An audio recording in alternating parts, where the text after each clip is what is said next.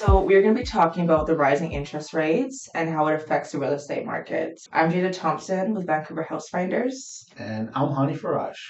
So, Hani, tell us your perspective of the market we're in right now. You know this. I mean, every weekend you're going out there and you're showing people. And in my humble opinion, it's the market is what I call a situational market. At every segment of the market, whether you're buying a condo, a townhouse, or a detached house, people are experiencing different markets. It's kind of strange. What Mhm. we're finding is that interest rates, as you know, have affected the first time home buyers. They've pushed down people's buying Buying power to the criteria. condo, exactly, right? Yeah. To the condo market. But like you literally last weekend, you lost on a couple of multiple offers. We had other It's clients, still happening in this market. Yeah. literally, right? So, it depends if you're looking to buy condos or not. I literally just got a call from one of my friends who cannot find a detached house in Delta and in Tuason area. Hmm. His client has a certain budget and they keep Ouch. losing, and we're going to try to help him out with that stuff. But it's definitely a very different market. It really Hmm. depends on, first of all, what you're trying to do, whether you're trying to buy or sell, Yeah. and if you're going up market or down market, and obviously the sub area. It's not about just the city; it's even the sub area, the block, all that stuff. But I'm still seeing a ton of traction out there, as you Yeah. can see, right? We're still seeing. I know you're busy. All our agents, like everybody's busy. Hmm. So that's not the reality. We're seeing that people are active, they're buying, they're selling, but it's just a matter of maybe what they can afford. Definitely.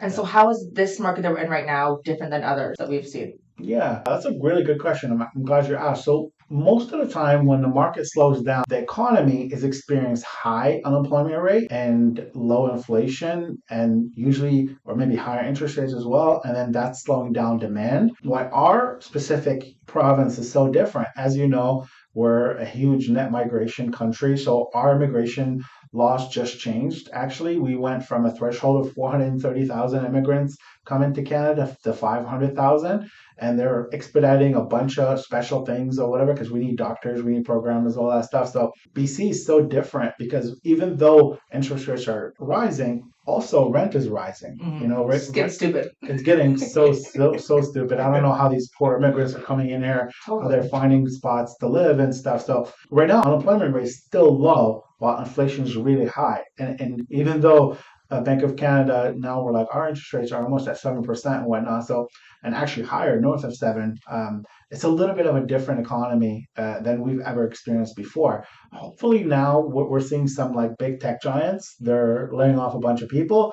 I don't think we're going to see that affect us right away. I think it's going Yeah. to take 3 to 6 months. Takes some But time. hopefully when that happens, the feds will start to reverse some of these interest rates hikes that actually start lowering them to stimulate the economy again.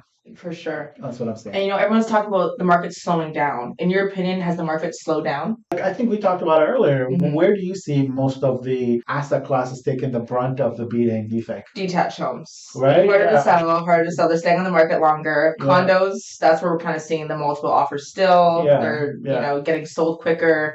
Townhomes, that's going quicker, but the detached homes. Yeah. Yeah. So I'll tell you guys a funny story. We had a great client. He had a budget of 1.2. At the old rate that he was approved for, payments would have been about $4,800. Now he took a little break, thank God, and he kept looking and looking and looking, and all of a sudden the house he wanted for 1.2 went to about 999,000. They dropped. And his payment went up. His payment now, even though he's buying for less money, went to 5,000. But the thing is, his actual mortgage amount went down by 200,000. So we did the math. He's going to overpay 12,000 over 5 years in interest, but he's actually going to save 200,000 in a principal. So like it all is situational. If you're just Yeah. looking at payments and interest rates, I think that's where the misconception is. You should really sit down with a professional like us or a mortgage broker and really see the difference because you're paying it one way or another. You either pay it in a mortgage company or you're paying it in principal or in a price, Hmm. essentially. Yeah. Definitely.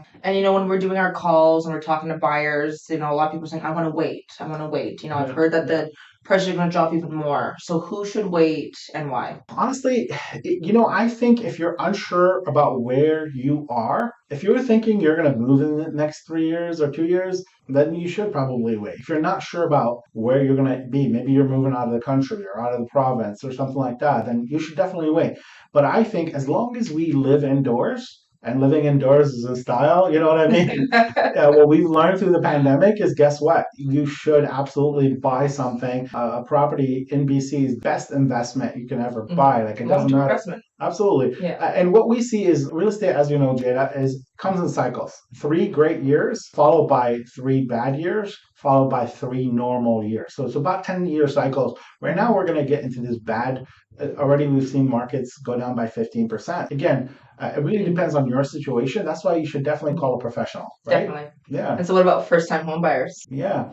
I think first-time home buyer, this is the best opportunity for first-time home buyers. I agree. Well, do you remember what was happening for first-time home buyers like about a year ago? Yes. Okay. They had to move quick. Right. They had to move super quick. Yeah, and how was that? It was such an unfair market. They're pre-approved for 400, 500, and the place they find sold for 200K over. That's Unfair. And then no subjects. No They just literally had to do blind bidding, nothing crazy. So If you got a subject for financing, inspection, good luck. Exactly. Getting that approved. No, exactly. And that just wasn't what I call healthy. It's kind of like meeting a person for the first time, saying, okay, let's get married. Okay, we have 5 minutes to do it. Whatever. It's just not a cool space to be in. So I feel like the market we're in now, like as you're seeing with your clients right now, they're having time to look and to like pick and choose and definitely negotiate what you want. Yeah, absolutely. Definitely. I think you should absolutely take advantage of that if you're a first-time home buyer. It's definitely. the best time. It is the best time for sure. It is. Yeah.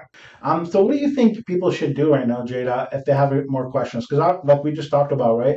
It's all situational. Yeah. I mean, give me a call, give me a text. I'd love to chat more and guide you. I never want to guide a buyer wrong. I want to be a realtor for life. I would want you to refer me to your friends and family.